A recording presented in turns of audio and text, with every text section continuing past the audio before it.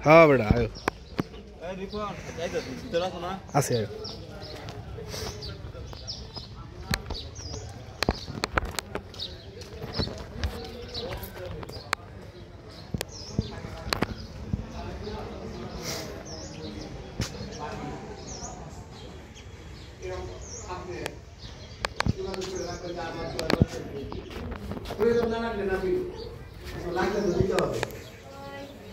আমি বৈশাখালীর এক বইনে গেলে কিশোরগঞ্জ শহরে আর 10 বছর আগে সারা শহর ঘুরছি একজন রুগীকে রক্ত দিতাম ফাইলা দিলে এরপরে এই এলাকায় বললাম ওনারা কয়েকবার হয়েছে ওই এলাকা আপনার এটা আবার স্থবির হয়ে যায় রক্তের ব্যবস্থা লাগে ইদানিং ওনারা সুন্দর করিয়া নিজ উদ্যোগে করতেছে এইগুলি আপনারা লক্ষ্য রাখবেন সহযোগিতা রাখবেন আর রক্তের ইয়াটা যে আজকে